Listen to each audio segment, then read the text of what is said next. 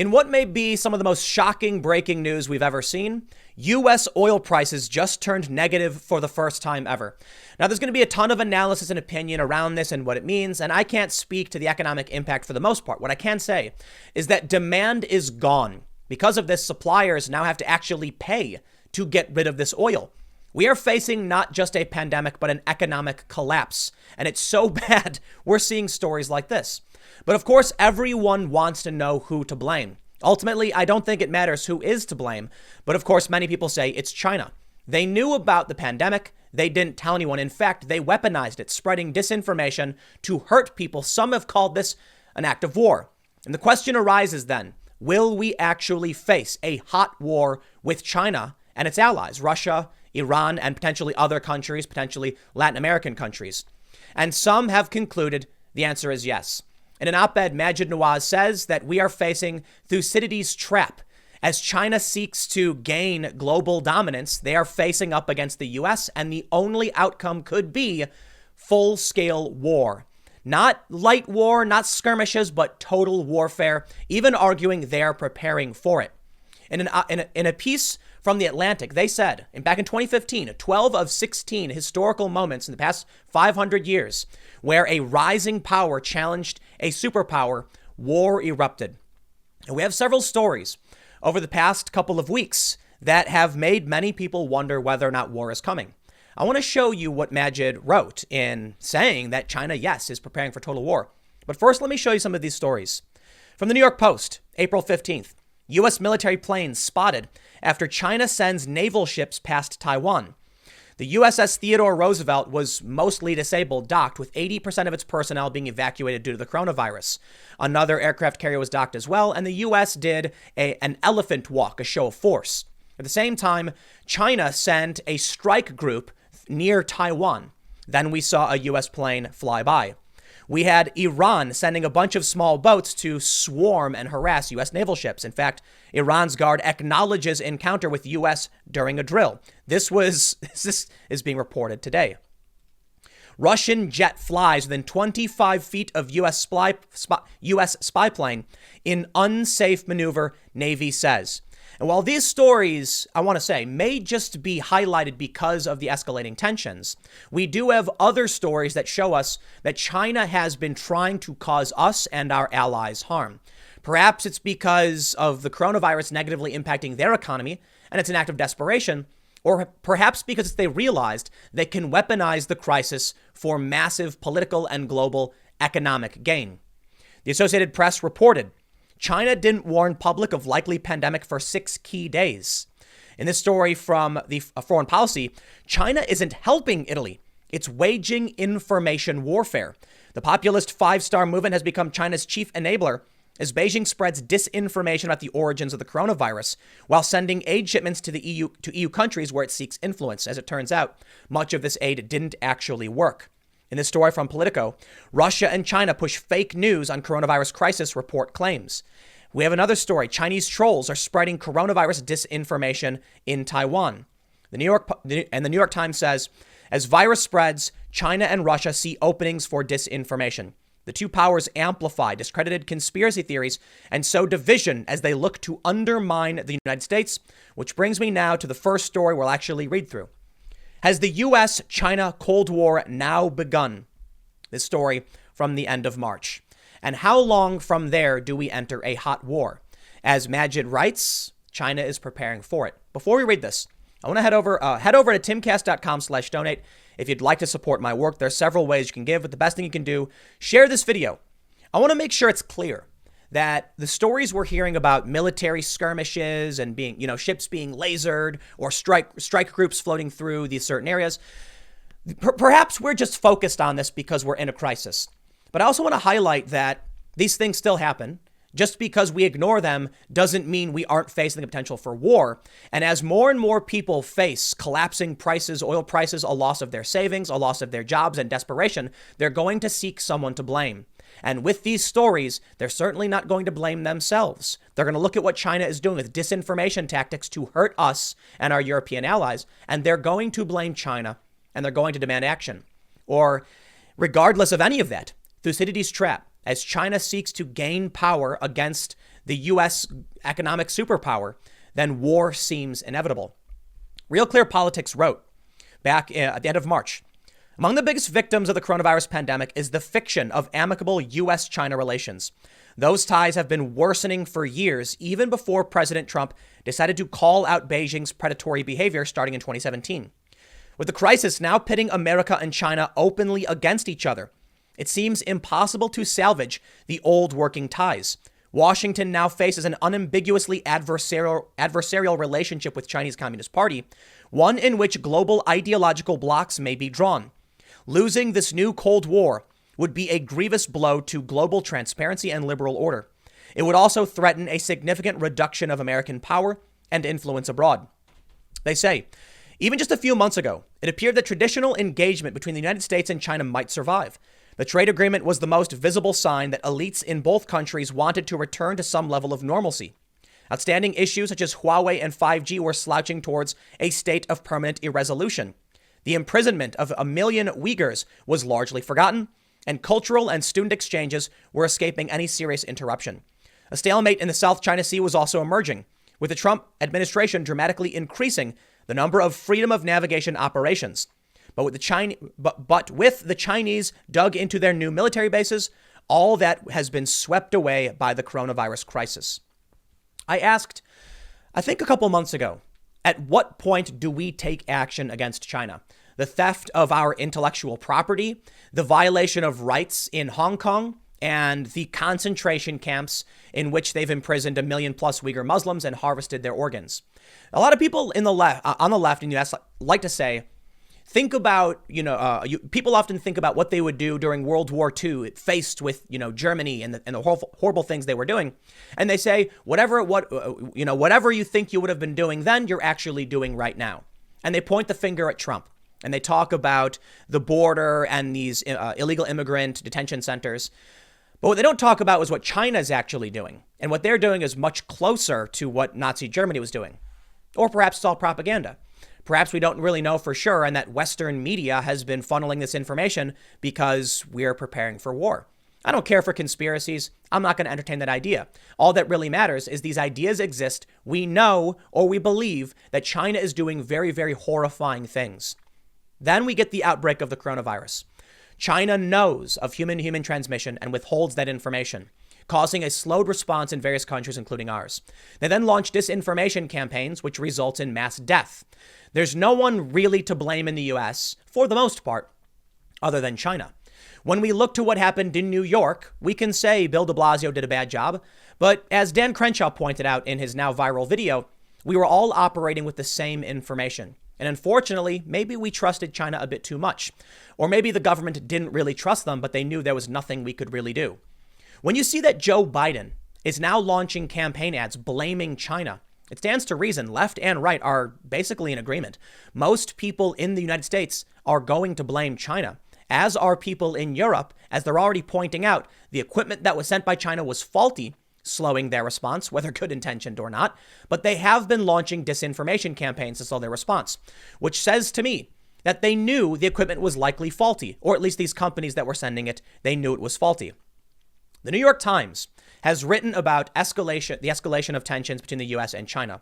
The New York Times writes, this is back on March 18th, China defends expulsion of American journalists accusing U.S. of prejudice. Back in March, U.S. journalists had been expelled. And in response to this, the U.S. pushes for expelling suspected Chinese spies at media outlets. But the story about Chinese spies in the U.S. is not a new one. In the United States in 2017, a panel accuses Chinese journalists of spying for Beijing. A lot of these stories we're seeing about the tensions have been ongoing. There's also many stories now about U.S. academics that were taking money from China and then lying to U.S. authorities about it. I think we've got a serious problem in this country as we're facing a serious threat of war, an escalation of tensions, China trying to actually cause us harm, but you have the U.S. media and academia defending their positions. I mean, CNN literally ran communist Chinese propaganda as news. This is not an exaggeration. They took a press release from the Chinese army and then just basically wrote it verbatim and published it.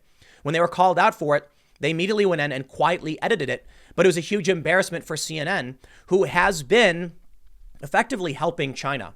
One of the big things pointed out during this crisis is the name of the virus. Early on, the New York Times, CNN, many outlets were referring to it as the Wuhan virus, until China started to push for this major campaign, and the World Health Organization and other NGOs saying that it was bigoted and racist to call it the Chinese virus or the Wuhan virus. Why in the US? Why are our institutions entertaining Chinese propaganda? Zika, Ebola, West Nile, Middle Eastern respiratory syndrome. We call these viruses by where they're from. But when it came to China, they passed the blame onto us.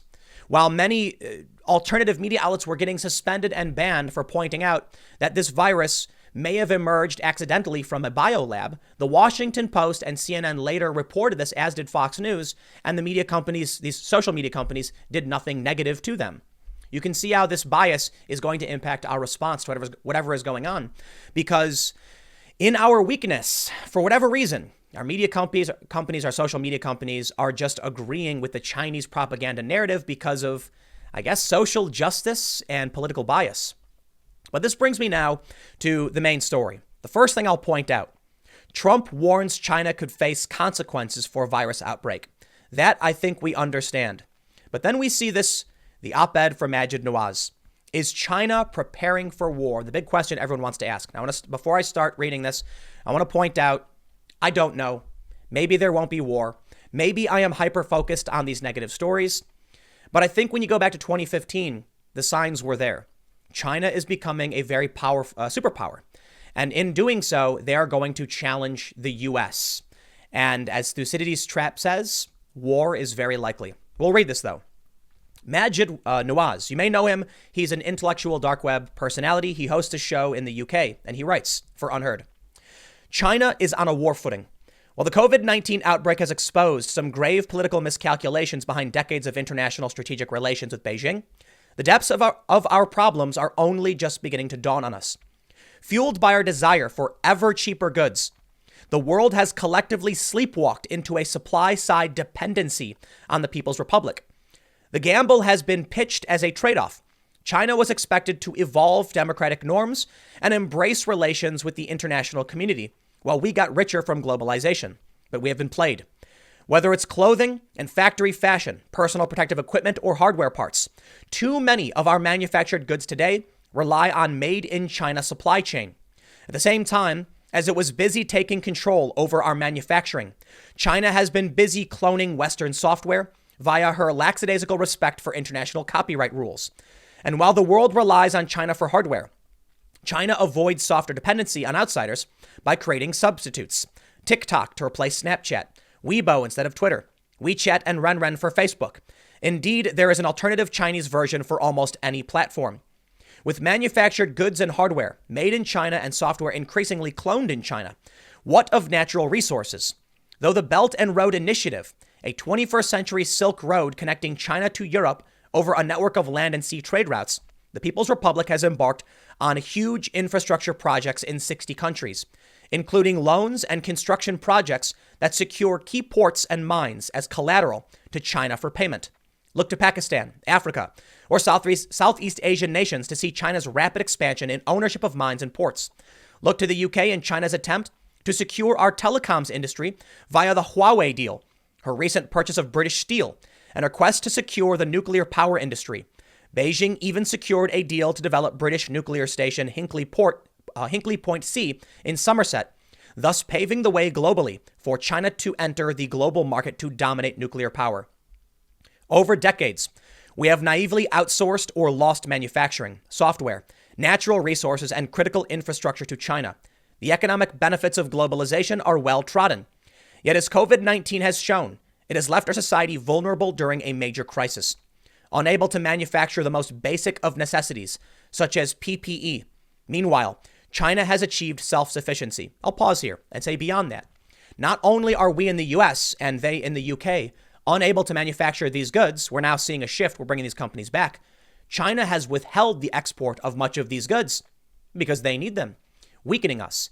I pointed this out, I think, a year or longer in talking about China, Trump's stance on China, that because they control so much of our manufacturing, they could snap their fingers and cut us off. And if they declared war, we would be helpless. No antibiotics, no vitamins, no medical equipment.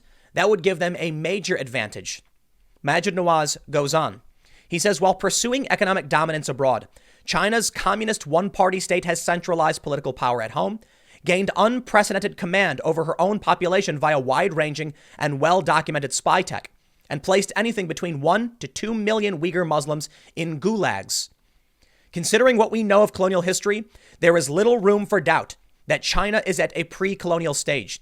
States at this stage attempt to centralize domestic power under a strong leader, dominate global supply chains, and monopolize industry, all the while expanding abroad to secure natural resources. China is aggressively pursuing total national self-sufficiency, and the question arises as to why. Maajid then says, my conclusion is that China is preparing for war, total, not limited war, the kind that seeks to rebalance the world order, tipping it in her favor by replacing the U.S. as the dominant global power. Historically, major conflicts have arisen when the leading global power is challenged by a rival, a problem known as the Thucydides Trap, as China is expected by some metrics to overtake the U.S. as the world's largest economy this decade. Also, and crucially unlike us, China is preparing for the next type of war. The People's Republic knows that she cannot beat the U.S. militarily, and she knows that type of ground war is almost over. Instead, by securing global supply chains, maintaining IT independence, and having a cast iron grip over her own population, China can focus on building her cyber and biological war capabilities while remaining relatively safeguarded against the same herself. Considering all of this, from steel to nuclear to telecoms, our policy towards China until 2020 can best be described as one of miserably failed economic appeasement. From China's perspective, she has successfully gifted us a Trojan horse.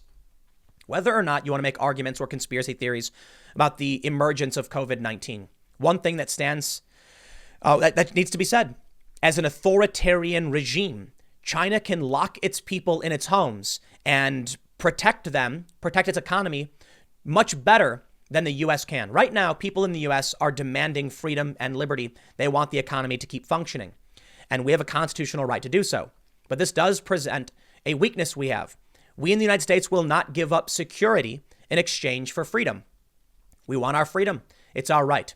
In China, they don't have those rights, meaning when a virus emerges, China will do anything to stop it, even suspending any they don't have rights. So just locking people up, barricading them in their homes, and even taking people and putting them in gulags, which they do. This gives them an advantage, at least in the short term. Their people will live more miserable lives and live under a boot. But when it comes to the military, this provides them with a rapid and a powerful aggressive response. They can, faced with this virus, protect themselves while everyone else around them gets damaged by it. Meanwhile, as Maajid notes, they've got access to natural resources and energy in various countries. He goes on. So what is the solution? Do we take the bait and prepare for war too? No. We must first understand what happened and grasp how it came that we so willingly handed China the very tools by which to defeat us. For too long, China has had a strategy for dealing with us, while we have had no strategy for dealing with China. We must urgently pivot our strategic relationship, one that entails assuming that China is in a cold war with us already and ends our current naivety. We must minimize our total global supply chain dependency on China or any one nation for that matter. Trade with China, yes, but we must ring fence critical infrastructure, nuclear, telecoms, and natural resources, such as steel. As recent politicization of the WHO highlights, the World Health Organization, the post-war international community, supposedly governed by the UN, is no longer serving its purpose. And perhaps more than ever, the UN faces a crisis in moral authority. Instead, NATO style, we must reorder our strategic and military alliances around the Pacific and build an international consensus against the broader expansionist desire of the Chinese Communist Party. He does go on, but it's interesting to see that Maajid Nawaz and many others are now adopting what appears to be Trumpian rhetoric. Even Joe Biden, the Democratic Party, launched a commercial saying that Joe was stronger on China. Perhaps late to the party, they're now realizing that we are in a substantially weakened position. Well, Maajid argues that going to war is the mistake. We can't, get ready for that war. We can't prepare in the way, militaristically. But we do need to secure our own countries, and that's fair. But I don't know if I agree. Perhaps it's too late, and perhaps war is now inevitable. Will China just do nothing as we shore up our strength, secure our borders, and bring back our manufacturing if it's in their interest to not allow this? Of course, we're seeing disinformation campaigns. They're trying to blame us for the spread of this virus. They're investing in our technology and our real estate. And right now, you can see propaganda from Chinese officials on Twitter just allowed to function perfectly. Meanwhile, U.S. citizens with the First Amendment right to speech are suspended and banned across the board. Whether they're doing it on purpose or not, we are being weakened from within. What do you think will happen then as the economy collapses? Will America just stand back and do nothing? I honestly don't know. But so long as we stand divided, we're facing certain defeat. I want to show you this story from The Atlantic, written in 2015. It's called The Thucydides Trap. Are the U.S. and China headed for war? They say in 12 of 16 past cases in which a rising power has confronted a ruling power, the result has been bloodshed. The story was written nearly 5 years ago. We have been predicting potential conflict with China for longer than that. And now we're facing the real possibility that it might happen. And people are actually saying, yes, China is preparing for total war. Maybe not ground war. Maybe they won't win. Maybe they're a paper tiger. Their military is too weak. But maybe they can win strategically. The Atlantic writes, the defining question about global order for this generation is whether China and the United States can escape Thucydides' trap. The Greek historian's metaphor reminds us of the attendant dangers when a rising power rivals a ruling power, as Athens challenged Sparta in ancient Greece, or as Germany did Britain a century ago. Most such contests have ended badly, often for both nations. A team of mine at the Harvard Belfer Center for Science and International Affairs has concluded after analyzing the historical record. In 12 of 16 cases over the past 500 years, the result was war. When the parties avoided war, it required huge, painful adjustments in attitudes and actions on the part not just of the challenger, but also the challenged. They say, based on the current trajectory, war between the United States and China in the decades ahead is not just possible, but much more likely than recognized at the moment. Hindsight being 2020, we are now standing on the precipice. They said back in 2015, it was much more likely than you realize. And here we are. They go on. Indeed, judging by the historical record, war is more likely than not. Moreover, current underestimations and misapprehensions of the hazards inherent in the U.S.-China relationship contribute greatly to those hazards. A risk associated with Thucydides' trap is that business as usual, not just an unexpected extraordinary event, can trigger large-scale conflict.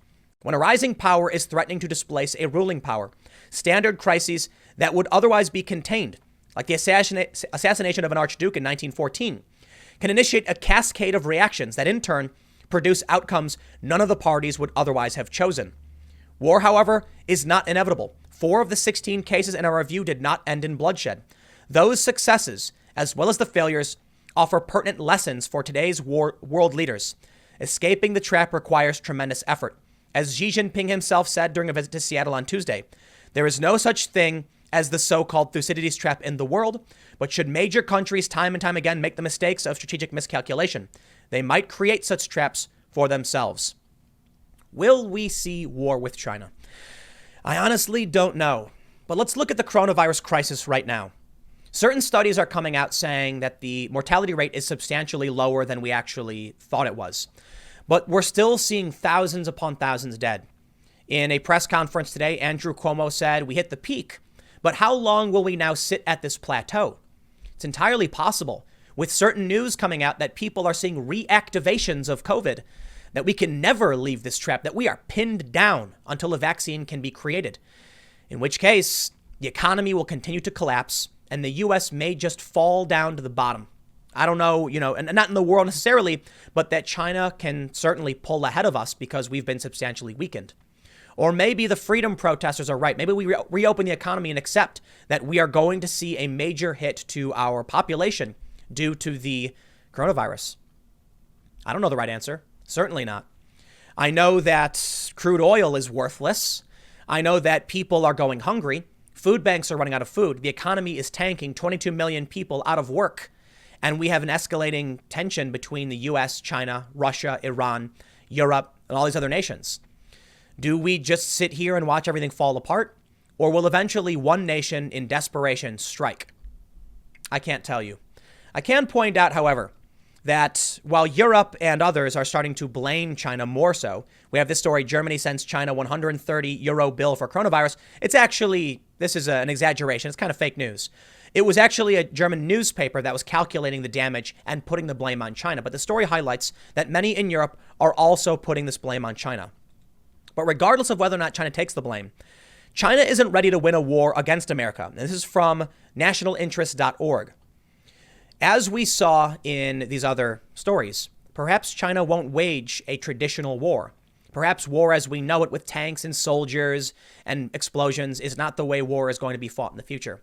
One thing I've pointed out in the past is that typically you occupy a city to gain control of that city. But we don't need to do that anymore. Think about the misinformation and the propaganda you are getting from the mainstream press. How awful our president is, how he's evil. And those same outlets then praising China or even running pro-China propaganda. CNN, I'm looking at you. They rag on Trump all day and night, sowing discord among the American population against their own president. I get it, you can dislike the guy, but he's still the US president. He's still the guy flying this plane. CNN then runs overt Chinese propaganda. I don't know if we're supposed to go out and question loyalties. I'm not too thrilled about the prospects of an internal conflict. But if there is no unification in the United States, we're in serious trouble. At least for now, the Democrats have begun blaming China. Perhaps now the left-wing activists will have no choice but to accept that China is to blame, and that will unify the left and the right in the U.S. against a common enemy. The worst case scenario is that these media outlets, in their ever desperate attempt to chase after the orange man bad narrative, creates two factions in the U.S. that either hate the president or like the president, and then technically those in between wanting to stay out of it. And it results in a complete collapse from within. I think it's going to be very difficult for the U.S. to win any kind of international conflict, be it an information war or a full-scale military war, if you've got the media working against its own interests. But that's a huge flaw in freedom. We are not going to allow the government to take over and tell us what we can or can't do or say. It's already kind of happening. So therein lies the challenge. Do we give up do we give up our freedoms in exchange for that security so we can win this conflict? Or do we defend our freedoms? Because if we gave them up, what's the point of winning? I don't know, man. But perhaps we are on the brink of war with China, and perhaps we can only just wait and see. I'll throw it back to that 2015 article. They said it wasn't inevitable, but that it was more likely than anyone realizes. And now, 5 years on, we find ourselves in this predicament. I guess we'll see what happens. Next segment's coming up at 6 p.m. youtube.com/TimCastNews. Thanks for hanging out, and I'll see you all then.